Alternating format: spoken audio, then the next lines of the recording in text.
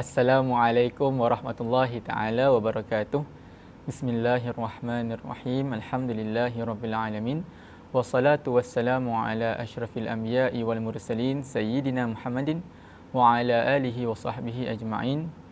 Amaina ta'allum wa ta'lim wa tadhakkur wa tadhkir wa nafa' wal intifa' wal ifadah wal istifadah wal hathu ala tamassuk bi kitabillah wa sunnati Rasulillah sallallahu alaihi wa alihi wa sahbihi wasallam.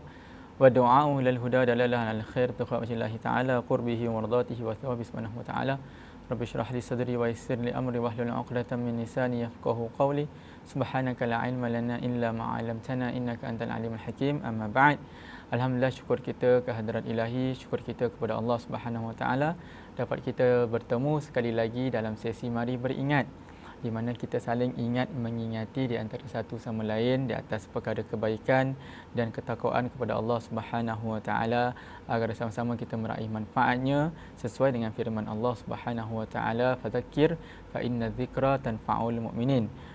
Allah SWT berfirman yang bermaksud, maka ingat mengingatilah antara satu sama yang lain, kerana peringatan itu bermanfaatkan orang-orang yang beriman. Jadi di sini pada hari ini alhamdulillah sama-sama kita lihat, bila kita lihat pada topik pada hari ini dengan topiknya bersenang-senang, kemudian pastinya kita akan mengaitkan, kita akan mengimbas kembali peribahasa Melayu yang selalu kita dengar bila kita belajar pada satu masa dahulu, yang berbunyi berakit-rakit ke hulu, berenang-renang ke tepian, bersakit-sakit dahulu, berenang-renang ke tepian.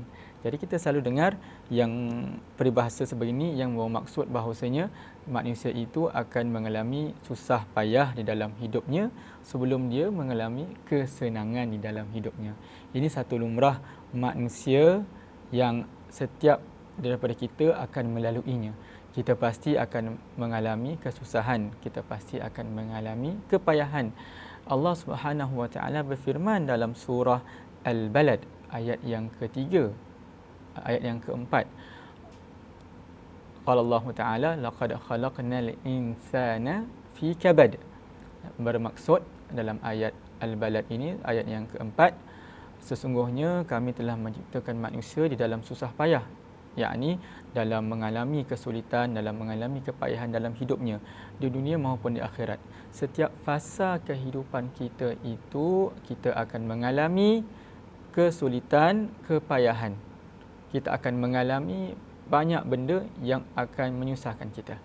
Daripada seseorang itu hidup di muka bumi ini, seorang ibu yang melahirkan, daripada dia membesar, dia pergi ke sekolah, dia belajar mempelajari satu mata pelajaran yang baru, dia keluar bekerja, dia mengalami bermacam-macam kesulitan dan kepayahan di dalam mengharungi hidup ini. Ini bukan sesuatu perkara yang luar biasa, bahkan ini satu perkara yang biasa yang dialami manusia. Respon seorang yang beriman itu yang penting. Bagaimana dia mengalami kesukaran tersebut, bagaimana dia mengalami kepayahan tersebut dengan satu objektif, satu tujuan yang dia ketahui, yang dia tahu bahawasanya ini semua datangnya daripada Allah Subhanahu wa taala. Setiap kesusahan yang diberikan itu datang daripada Allah Subhanahu wa taala. Begitu juga dengan kesenangan datangnya daripada Allah Subhanahu wa taala.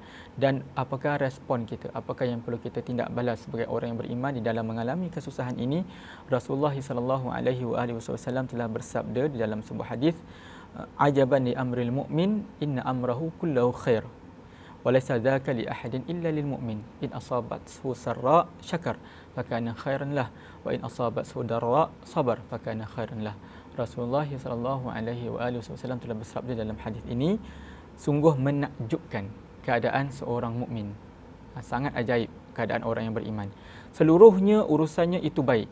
Ini tidaklah didapati kecuali pada seorang mukmin. Jika mendapatkan kesenangan, maka ia bersyukur. Itu baik baginya. Jika mendapatkan kesusahan, maka ia bersabar.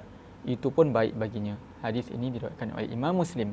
Kita lihat hadis ini bagaimana respon seorang yang beriman. Dia mendapatkan kesenangan, dia bersyukur. Itu juga satu perkara yang baik. Dia mendapatkan kesusahan, dia bersabar.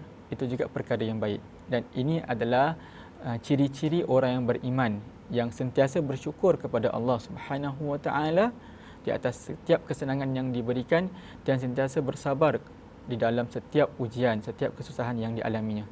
Dan jika kita ingin mengambil lebih jauh lagi bagaimana seseorang itu yang beriman itu dia dapat respon kepada kesusahan, bukan hanya dengan bersabar dan bersyukur di dalam masa yang sama.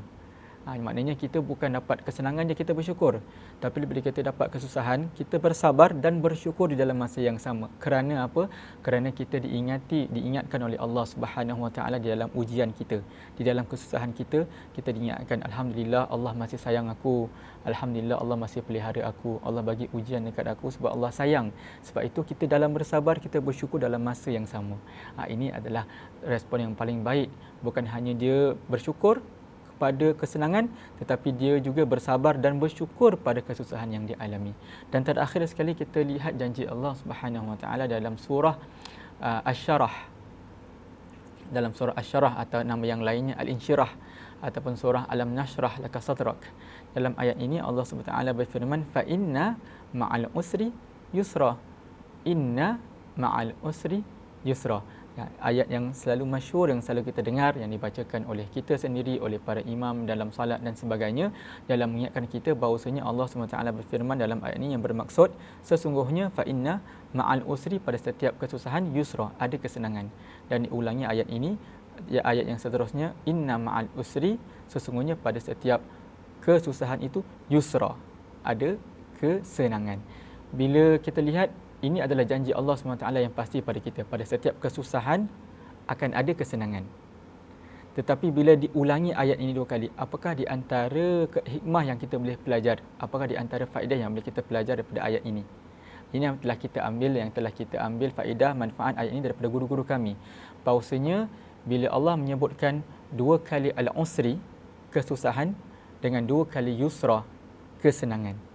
Sebenarnya bila kita lihat ayat ini, perkataan al-usri ini datang dalam bentuk definite, iaitu dalam bentuk yang membawa satu perkara yang khusus. Maknanya kesusahan yang sama. Al-usri ini seperti mana yusra pula di sebaliknya, dia membawa perkataannya dibawakan dengan cara indefinite. Jadi bila kita tahu indefinite, maknanya dia bukanlah khusus kepada satu perkara. Jadi dalam erti kata yang lain, sebagai contoh, kita tahu kan dalam bahasa Inggeris kita kata the tree ataupun the boy dengan a boy. Jadi kalau kita kata the boy, budak itu, jadi kita mengkhususkan kepada budak itu. Budak tu maknanya budak tu yang kita kenal, sama ada budak tu ahli ke dan sebagainya, itu budak yang kita tahu, yang kita sedang bercakap, yang kita sedang tujukan. Tapi bila kita katakan a boy, itu bukan seorang budak yang kita kenal. Sebab tu kita kata a boy, ada seorang budak ni kita tak tahu siapa.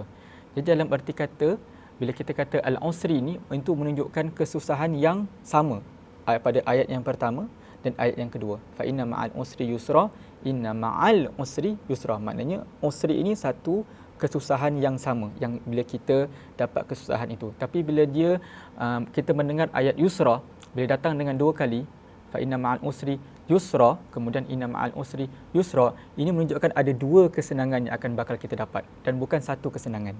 Sebab apa? Kedua-duanya datang dengan cara yang tidak khusus. Maknanya itu bukan yusra yang kita tahu, ini bukan yusra yang kita tahu. Sebenarnya ini yusra yang lain, ini yusra yang lain. Dua-duanya berbeza. Maknanya ada 2 yusra, 2 kesenangan di sini. Jadi kita lihat janji Allah SWT bukan hanya memberitahu kita bahawasanya kita akan mendapatkan kesenangan bila kita telah mengalami kesusahan, tetapi kita akan mendapatkan kesenangan yang berlipat ganda, 2 kali lebih daripada kita mengalami kesusahan yang kita alami. Dan ini adalah faedah yang kita dapat daripada guru-guru kami. Kita menjadikan iktibar bahawasanya ini adalah janji Allah Subhanahu Wa Taala, dan janji Allah itu pasti akan datang dan akan dilaksanakan, insya-Allah. Itu sahaja sedikit sebanyak peringatan pada hari ini, moga bermanfaat kepada semua. Kita akhiri dengan wabillahi taufik wal hidayah. Wassalamualaikum warahmatullahi taala wabarakatuh.